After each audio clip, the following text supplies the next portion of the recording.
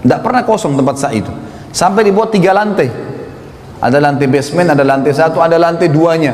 Ya, itu sampai penuh semuanya orang sa'i. Saya berpikir berapa banyak pahalanya Hajar alaihissalam, karena dia pemicunya kan. Gara-gara itu keluar sebuah hukum, Allah hormati, dikekalkan. Sebenarnya nanti kita lihat juga waktu Ibrahim alaihissalam bangun Ka'bah, bekas pijakan kakinya disuruh orang sholat di belakangnya, kan gitu. Ini karena menghormati bagaimana perjuangan-perjuangan mereka dalam agama, bagaimana Allah menilai itu. Tinggal butuh patuh saja. Semua bekas kepatuhan dengan keikhlasan akan berbekas menjadi amal jariah yang besar. Itu poin yang harus disadari teman-teman sekalian. Maka Hajar alaihissalam setelah 7 kali bolak-balik ternyata sama, nggak ada. Dan sekarang menjadi sebuah hukum, dari Safa ke Marwah itu selalu hitungannya ganjil tentunya, 1, 3, 5 dan 7. Dari Marwah ke Safa yang genap, putaran kedua, putaran keempat dan putaran keenam. Karena kalau saya pandu jemaah haji atau jemaah umroh saya bahasakan begitu supaya nggak lupa. Pokoknya dari Safa ke Marwah selalu putaran kita yang ganjil tuh, yang 1, 3, 4, 1, 3, 5, 7, dan Marwah ke Safa itu yang genap 2, 4 dan 6 gitu. Dan di tengah-tengah lembah sekarang oleh Saudi tentunya sudah ditutup pakai marmer ya. Dulu itu agak cekung, tapi sekarang sudah tutup marmer, jadi sudah mulai agak rata, dan di situ ditaruh lampu warna hijau, gitu. Ditaruh lampu hijau untuk menjelaskan kalau dulu Hajar di sini berlari kecil, dan kita sunnahnya berlari kecil. Kalau laki-laki disuruh berlari, kalau perempuan ya mempercepat langkahnya atau berlari kecil yang kita bahasakan tadi. Baik, setelah 7 kali teman-teman bolak-balik ternyata ini adalah fata morgana, nggak ada air, maka Hajar pun ambil ikhtiar untuk kembali ke arah anaknya. Waktu itu Ismail AS ditaruh di tanah, ditinggalkan di sebuah tempat yang disusun batu-batu dari padang pasir di sekitarnya untuk menaungin minimal dari panas. Yang terjadi waktu dia kembali alaihi salatu wassalam, dia melihat di sebelah kakinya Ismail alaihissalam ada mata air. Ada 3 riwayat yang menjelaskan masalah itu, yang 2-nya masih didoifkan para ulama, yang 1 disahihkan. Yang pertama dikatakan air itu keluar dari sentakan kakinya Ismail pada saat menangis, dan ini dilemahkan. Ada riwayat kedua mengatakan keluar dari telapak kakinya untahnya Ibrahim alaihissalam, ini juga dilemahkan. Yang ketiga adalah ini yang disahihkan, Jibril alaihissalam datang dan mengepakkan dengan sayapnya, lalu keluarlah mata air tersebut. Waktu datang Hajar lihat, bayangkan teman-teman kalau kita sa'i sekarang saja dengan kondisi pakai AC, lalu kita sa'i masih haus tuh. Hah? Benar gak? Senyap betul ini. Hah? Ini senyap sudah mau berhenti atau masih mau dengar? Ini sudah 2 jam lebih kita ngomong ini. Masya Allah. Taib. Ala kulli hal, teman-teman sekalian, sekarang saja kalau sa'i, apalagi kalau musim panas, kita butuh air zam-zam, dan diletakkan oleh kerajaan Saudi, Masya Allah, jazakumullah khair, dengan air zam-zam banyak. Bayangkan zaman dulu Hajar alaihissalam, plong terbuka, tidak ada atap, lari-lari nyari air dari 7 kilo nih, sekilo itu ke 7 kilo, lari. Kembali, begitu lihat mata air, kira-kira apa yang terjadi? Hajar alaihissalam buru-buru mendatangi air tersebut, karena dia tahu dia cuma 2 sama anaknya.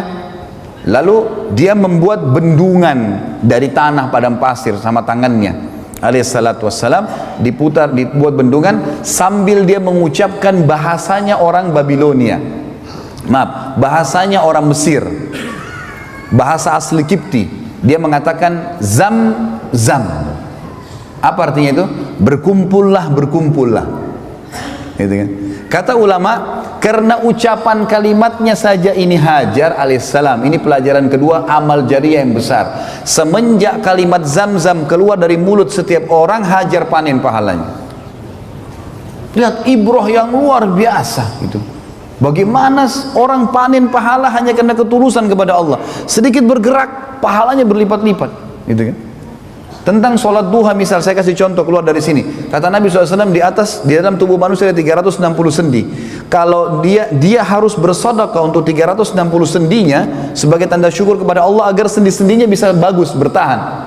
Dan 2 rakaat sholat duha menutupi sedekah 360 sendi. Mana bisa berimbang 2 rakaat sholat duha 5 menit ya, menutupi sendi kita yang 360 sendi semuanya aman, seharian itu dijamin sampai besok lagi, nggak berimbang. Hadis Muslim yang ini dikatakan, siapa yang berpuasa 1 hari untuk Allah, gitu kan, Allah akan jauhkan dari neraka sejauh 70 tahun. Kan sedikit bergerak, balasannya luar biasa. Lalu kenapa antum tidak berbuat amal saleh? Ayo. Hajar al-Islam cuma mengatakan Zam-Zam.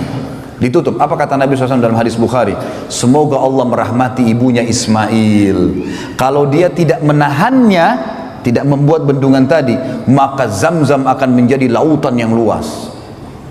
Subhanallah teman-teman, kalau antum tahu Zam-Zam itu luar biasa. Sumur dibuat oleh kerajaan Saudi, maksudnya di sumur itu ya dirapiin lah ya sekitarnya. Itu ada ditaruh tanda ini. Air Zam-Zam ini tiap hari berapa juta kubik tuh diambil. Berapa banyak orang yang minum? Bukan cuma orang Mekah, ini kalau sumur biasa sudah kering gitu kan. Itu dikuras teman-teman, diambil. Airnya akan turun hanya sampai ke garis itu. Nggak pernah sampai habis ke mata airnya, nggak. Ini dikuras dengan alat sedot yang kuat ya. Itu cuma kurang sampai di situ.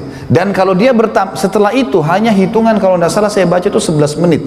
Diadakan penelitian 11 menit kemudian teman-teman sekalian, dia akan kembali ke titik yang sudah ada di bibir sumur itu. Tidak pernah lebih, tidak meluap. Selalu ada di situ dengan hikmah Allah. Luar biasa Zam-Zam itu. Makanya kata Nabi SAW, Zam-Zam liman syuribalah. Bukan cuma itu, Zam-Zam sesuai dengan niat orang yang meminumnya. Sampai Imam Syafi'i mengatakan apa? Saya minum Zam-Zam dengan minta 3 hal. Minta agar panahan saya tidak meleset. Jadi beliau hobi berburu, gitu kan? Beliau mengatakan saya minum Zam-Zam minta agar panahan saya tidak meleset, dan sebenarnya itu tidak pernah meleset panahan saya.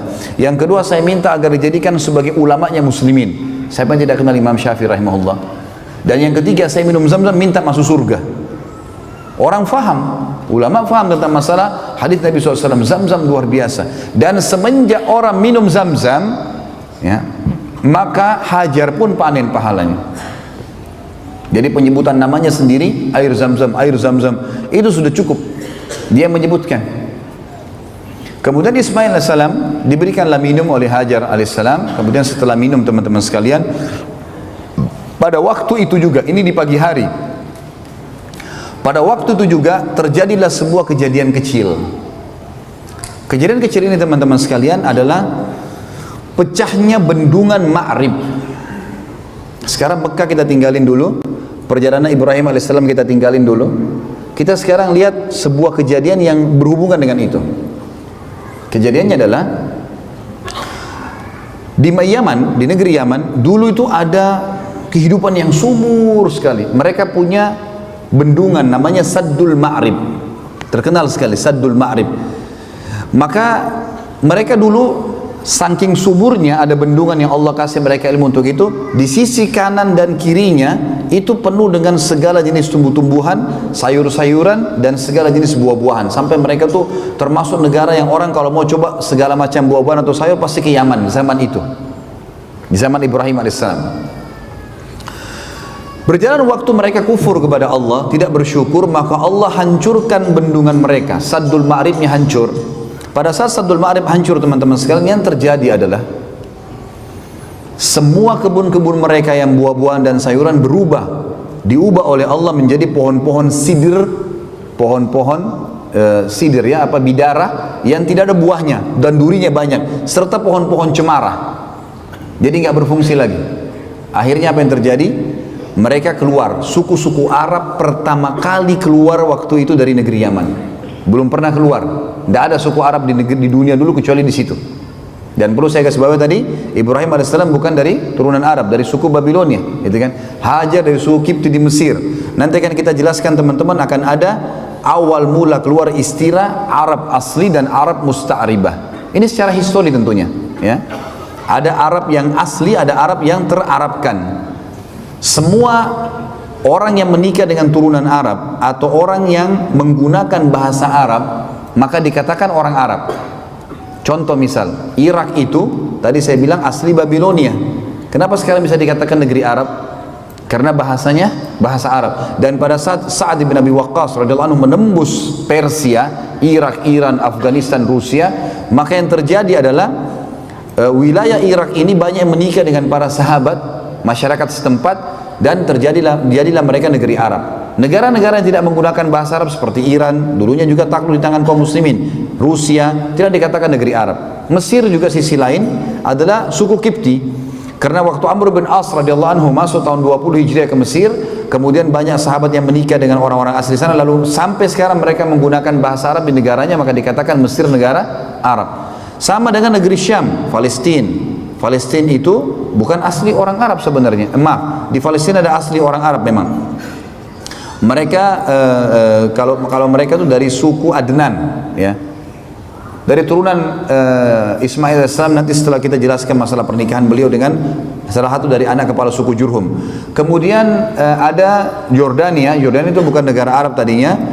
Libanon, Syria, ini semua tidak menggunakan, tapi karena menggunakan bahasa Arab setelah menikah juga dengan para sahabat yang dipimpin oleh Abu Ubaidah bin Jarrah dan Khalid bin Walid radhiyallahu anhu di perang yang terkenal banyak sekali di sana, peperangan penembusan negeri Syam, maka mereka jadi bahasa Arab. Sama juga dengan Tunis, Jazair, Maroko. Tiga ini terkenal dengan suku Barbar, asli suku Barbar. Tapi karena berbaur dengan sahabat, menikah dan seterusnya, hanya menggunakan bahasa Arab, dikatakan negeri Arab. Baik. Awal mulanya suku Arab keluar dari Yaman karena hancurnya Saddul Ma'rib. Keluarlah suku pertama waktu itu namanya suku Jurhum. Suku Jurhum, ya. Suku Jurhum ini teman-teman sekalian adalah suku yang besar, jumlahnya banyak orangnya. Keluar dari Yaman. Mereka tujuannya, kalau saya ibaratkan mungkin kotak ini ya, kotak mihrab kita ini adalah Jazirah Arab, peta Jazirah Arab. Maka Yaman itu berada di selatan, di bagian bawah, dan negeri Syam, Palestina, Yordania, Libanon dan Syria di utaranya, di atas. Jadi orang-orang Yaman, suku Jurhum ini mau pergi ke negeri Syam, karena negeri Syam ini teman-teman sekalian negeri yang subur. Pernah saya jelaskan kan, sampai kalau jalannya pun pecah, itu keluar pohon apel, nggak ditanam, nggak diapa gitu, saking suburnya. Mereka hancur bendungannya, mereka mau pergi sana. Nah, di tengah-tengah antara Yaman sama negeri Syam ada Mekah, Madinah di tengah-tengah. Madinah lebih dekat dengan negeri Syam, Mekah lebih dekat dengan negeri Yaman. Makanya nanti kita akan pelajari dalam sejarah kita teman-teman sekalian di sini, sejarah Nabi SAW, itu kafilah-kafilah Quraisy kalau mereka belanja ke negeri Syam, ya, mereka kalau pulang harus lewat Madinah. Makanya kafilah mereka banyak ditahan oleh muslimin di Madinah itu, karena mereka harus lewatin, karena Mekah dulu baru Madinah, kemudian baru negeri Syam.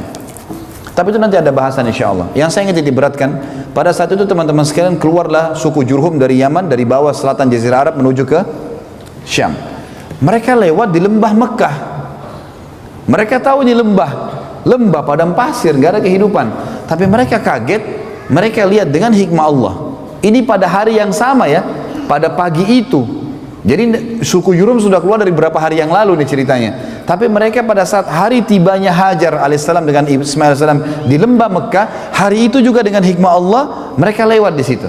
Dan mereka lihat di lembah itu kok ada burung yang berputar. Biasanya di padang pasir itu kita tahunya ada kehidupan, ada air. Kalau ada burung yang berputar-putar, gitu kan? Itu menandakan di bawahnya ada air.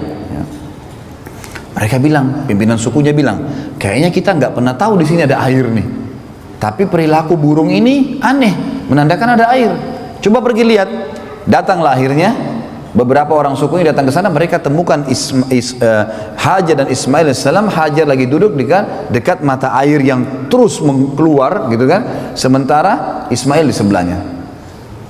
Yang terkenal dari suku Jurhum dan suku-suku Yaman ini teman-teman, adab dan tata kerama.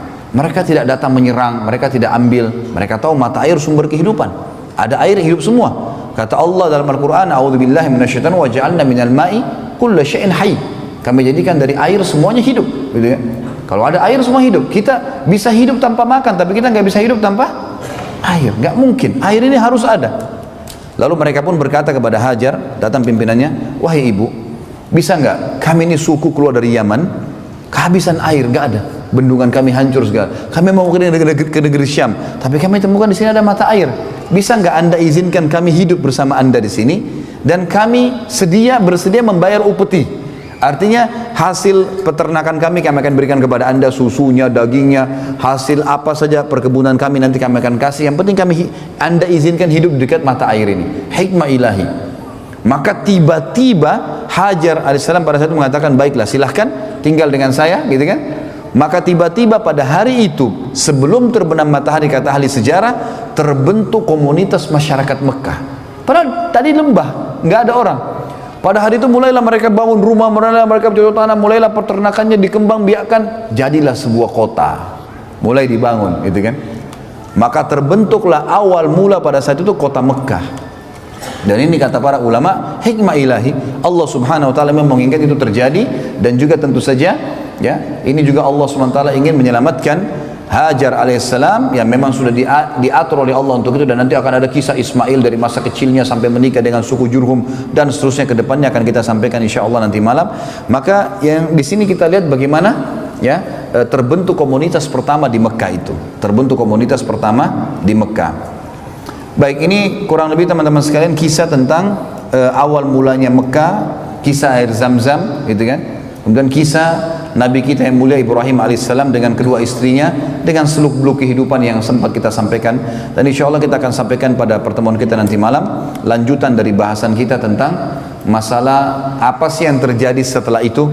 Ibrahim alaihissalam datang nggak ngunjungin istrinya dengan anaknya di Mekah? Kalaupun iya, apa yang terjadi kisahnya? Bagaimana proses pembangunan Ka'bah? Bagaimana penemuan Hajar Aswad? Gitu. Kemudian bagaimana prosesi diperintahkannya ibadah haji? Allahu a'lam. Ini yang kita sampaikan insya Allah. Bagaimana? Cukup ya? Baik, mungkin sampai sini teman-teman sekalian. Kalau ada yang punya pertanyaan berhubungan dengan tema kita, jangan buru-buru, ini ditunda nanti malam, ya. Karena belum selesai. Antum mau nanya apa?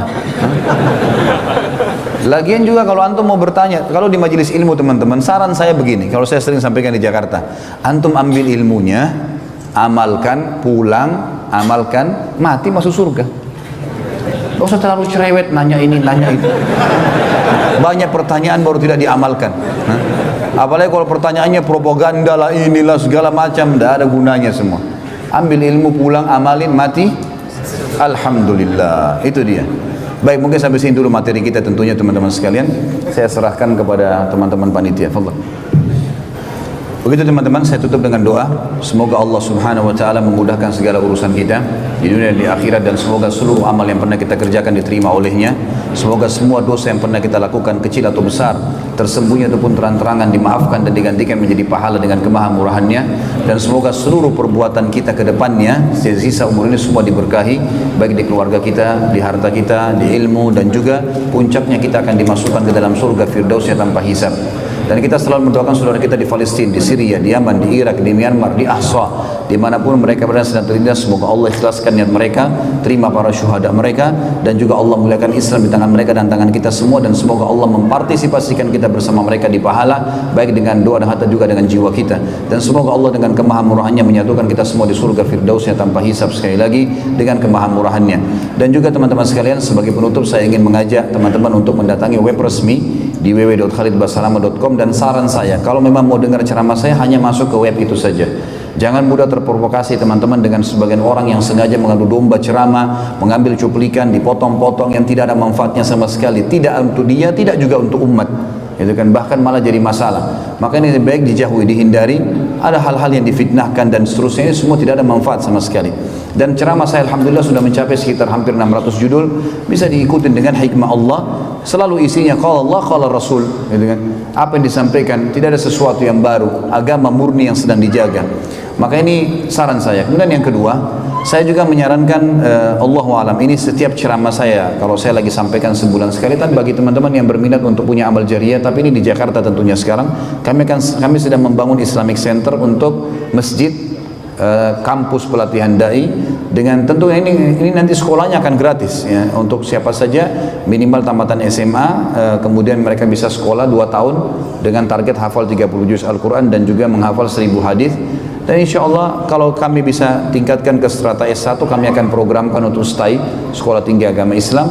Dan insya Allah diharapkan bisa menjadi da'i-da'i yang menyebarkan ajaran yang benar sesuai dengan Al-Quran dan Sunnah dan pemahaman salaful ummah yang kita harapkan begitu. Ini lagi sekarang pembebasan tanah dan juga pembangunan. Bagi yang berminat tentunya nanti bisa diserahkan kepada tempat masing-masing saja. Kayak teman-teman di sini bisa nyerahkan ke teman-teman panitia Masjid Istiqomah, nanti akan diberikan kepada saya ini untuk Islamic Center. Dan nanti bisa diiklankan di hari Jumat telah terkumpul untuk Islamic Center di Jakarta, jumlahnya sekian. Itu Allahu alam termasuk bisa juga jadi amal jariah.